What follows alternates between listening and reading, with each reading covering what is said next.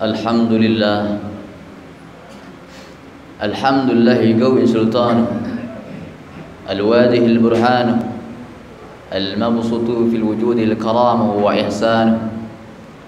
أشهد أن لا إله إلا الله وأشهد أن محمدا عبده ورسوله لا نبي بعده. اللهم فصل وسلم وبارك وكرم وعظم ومجد على رسول الله سيدنا ومولانا محمد وعلى آله وأصحابه رسول الله أجمعين. أما بعد فيا عباد الله أوصيكم بنفسي بتقوى الله وطاعته فقد فاز المتقون. قال الله تعالى في القرآن الكريم بعد أعوذ بالله السميع العليم من الشيطان الرجيم بسم الله الرحمن الرحيم. يا أيها الذين آمنوا اتقوا الله حق تقاته ولا تموتن إلا وأنتم مسلمون. وقال أيضا في آية الأخرى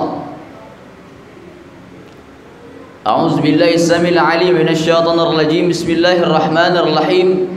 يا أيها الذين آمنوا اتقوا الله قولوا قولا سديدا يصلح لكم أعمالكم ويغفر لكم ذنوبكم ومن يطع الله ورسوله فقد فاز فوزا عظيما. صدق الله العظيم. Sidang jemaah-jemaah yang insyaallah dirahmati oleh Allah Subhanahu wa taala. Puji syukur kehadiran Allah Subhanahu wa taala. Dialah Allah yang maha segala-galanya. Dialah Allah yang maha besar, yang besar dari segala-galanya. Yang besar selain Allah kecil. Dan dialah Allah yang maha kuat, kuat dari segala-galanya. Yang kuat selain Allah lemah. Dialah Allah yang maha mendengar, yang mendengar segala sesuatu yang tidak pernah kita dengar. Yang mendengar selain Allah tuli. Dan dialah Allah yang maha melihat, yang melihat segala sesuatu yang tidak pernah kita lihat. Yang melihat selain Allah buta. Salawat serta salam tidak lupa kita hadiahkan kepada baginda Rasulullah sallallahu alaihi wa alihi wasallam, yang dimana berkat beliaulah kita bisa melihat cahaya yang terang menderang pada saat hari ini. Yang berkat beliaulah kita bisa mendapatkan ilmu pengetahuan yang sangat luar biasa. Andaikan saja kita menembuskan perjuangannya Rasulullah sallallahu alaihi wa alihi wasallam, belum tentu dapat untuk menembuskan perjuangannya jasa Rasulullah sallallahu alaihi wasallam, melainkan hanya yang kita hadiahkan kepada beliau, yakni Allahumma salli ala sayyidina Muhammad wa ala ali sayyidina Muhammad. Hadirin rahimani wa rahimakumullah. Sebelum Al-Faqir menyampaikan isi khutbah Al-Faqir, izinkanlah Al-Faqir berwasiat khususnya bagi diri ini yang banyak kemaksiatan kepada Allah Subhanahu wa taala. Khususnya bagi diri ini yang banyak keburukan kepada Allah Subhanahu wa taala. Dan khususnya bagi diri ini yang banyak hal-hal melanggarkan sesuatu yang sudah Allah perintahkan, dan umumnya bagi jamaah sekalian. Wasiatnya adalah ittaqullah. Bertakwalah kita kepada Allah Subhanahu wa taala. Setiap khatib pasti menyampaikan ini. Jumat demi Jumat terus dikumandangkan ittaqullah. Bertakwalah kita kepada Allah Subhanahu wa taala. Apa itu takwa? Yakni meninggalkan semua larangan Allah Subhanahu wa taala dan mengerjakan semua perintah Allah Subhanahu wa taala. Namun pada saat ini belum tertanam di hati kita nilai takwa kita kepada Allah Subhanahu wa taala. Lalu apa yang kita tunaikan untuk solat fardu Jumat? Apakah hanya untuk kewajiban semata?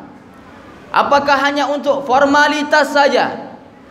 Mereka yang di mana tidak mendapatkan nilai takwa sisi Allah, bahkan mereka hanya datang duduk mengantuk, bahkan tidur, lalu lantas pulang begitu saja, tidak ada nilai takwa di sisi Allah Subhanahu wa taala.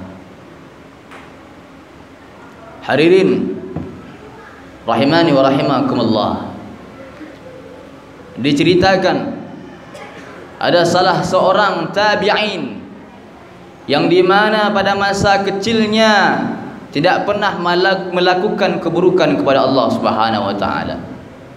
Ada salah seorang tabi'in yang dimana beliau adalah ahli fikih, ahli ibadah, ahli ilmu kepada Allah Subhanahu wa taala, yakni yang bernama Al-Imam Rabi' bin Husayyim atau dikenalkan dengan Al-Imam Rabi' Al-Husayyim. Pada masa hidup beliau tidak pernah melakukan kemaksiatan kepada Allah Subhanahu wa taala. Dengan pada masa kecilnya sudah tampak terlihat didikan yang sangat luar biasa, ketaatan kepada Allah Subhanahu wa taala. Al-Imam Rabi' bin Husayyim yang di mana ahli fikih, ahli ibadah, yang dimana beliau dididikkan dengan salah seorang sahabat, yakni dengan didikan Abdullah ibnu Mas'ud radhiyallahu taala anhu wa arda. Sampai-sampai beliau dengan luar biasanya ibadah kepada Allah Subhanahu wa taala, dengan keilmuan yang diberikan oleh Allah Subhanahu wa taala, dengan didikan yang sangat luar biasa, dengan didikan Abdullah ibn Mas'ud radhiyallahu taala anhu wa arda. Pada masa hidupnya beliau menyiapkan lubang kubur. Pada masa hidupnya beliau menyiapkan lubang kubur yang sudah beliau sediakan. Tatkala beliau merasakan jenuh beribadah kepada Allah Subhanahu wa taala, tatkala beliau merasakan lengah, merasakan lalai, merasa bosan beribadah kepada Allah Subhanahu wa taala, dan beliau masuk ke dalam lubang kubur yang sudah beliau siapkan tersebut. Al-Imam Rabi' bin Husayyim tatkala merasa jenuh beribadah kepada Allah Subhanahu wa taala, tatkala merasa bosan beribadah kepada Allah Subhanahu wa taala, beliau masuk ke dalam lubang kubur yang sudah beliau siapkan itu, kemudian beliau tutupkan dengan sesuatu sehingga terasa gelap lubang kubur tersebut, dan beliau mengatakan sepotong ayat dalam Al-Quran, qala rabbirji'un la'alli a'malu salihan fima tarak. Potongan ayat ini yang tercantum dalam surah Al-Mu'minun ayat 100. Beliau mengatakan qala rabbirji'un, ya Allah kembalikan aku ke dunia, la'alli a'malu salihan fima tarak, maka sesungguhnya aku akan melakukan ibadah yang selama ini aku tinggalkan ya Allah. Kemudian beliau menanyakan kepada nafsu beliau sendiri, ya nafs, qad raja'ti fa'amali salihah. Wahai nafsu, yang dimana engkau sudah diberikan oleh Allah Subhanahu wa taala hadir ke dunia kembali, maka tunaikan janjimu wahai nafsu. Beliau mengatakan dengan nafsunya sendiri pada saat itu, ya nafs, qad raja'ti fa'amali salihah. Telah engkau kembalikan dirimu ke atas dunia, maka engkau tunaikan janjimu itu wahai nafsu, yakni beribadah kepada Allah Subhanahu wa taala. Yang dimana orang-orang yang saat ini banyak meninggal dunia, sudah dicabut rohnya dari tenggorokan, baru mereka merasa bahwa ibadah kepada Allah Subhanahu wa taala yang mereka tinggalkan 1 menit saja itu sangat bermanfaat. Yang dimana abadi tempat tinggalnya adalah dunia akhirah, maka berfoya-foya di dunia, maka akan sengsara selama-lamanya di negeri akhirah. Hadirin rahimani wa rahimakumullah, tabi'in ini adalah didikan sahabat Abdullah ibnu Mas'ud radhiyallahu ta'ala anhu wa arda. Ketika beliau merasa bosan beribadah kepada Allah, beliau masuk ke dalam lubang kubur yang semasa hidupnya sudah beliau siapkan. Beliau merasakan, saat inilah aku dipanggil oleh Allah Subhanahu wa taala. Yang kita saat ini tidak tampak di depan mata, yang baru kemarin teman kita sebangku kuliah sekolah, meninggal dunia, baru kita merasakan bahwa ajal kita semakin dekat. Yang pada saat itu seminggu berlalu, teman kita sudah meninggal dunia, kita lupa, kita berfoya-foya kembali. Ya ketika itu saat tetangga rumah kita meninggal dunia, yang baru semalam kita berjumpa bersalaman dengannya, baru kita teringat mati. Baru kita teringat dengan Allah Subhanahu wa taala. Ini adalah pesan untuk diri al-fakir sendiri, yang dimana kita harus membuat hal-hal yang mengingat selalu dalam kematian.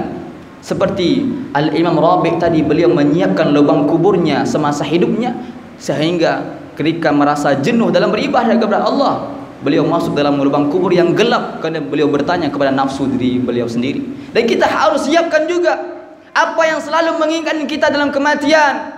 Sehingga sahabat bertanya kepada Rasulullah, "Manil akyaz ya Rasulullah?" Siapakah orang yang paling pintar ya Rasulullah? Orang yang paling pintar, kata Rasul, yang dimana orang itu adalah selalu mengingat dalam kematian. Bukan orang yang S3, S4 sampai 100 S-nya, tetapi yang dimana orang pintar yang selalu mengingatkan dalam kematian. Mudah-mudahan kita wafat dalam keadaan husnul khatimah. Mudah-mudahan kita wafatkan dalam keadaan baik. Mudah-mudahan kita mati dalam keadaan mulia. Mudah-mudahan kita mati disambutkan ruh kita ini oleh Rasulullah sallallahu alaihi wasallam. Fa'tabiru ya ulil absar la'allakum tattaqun.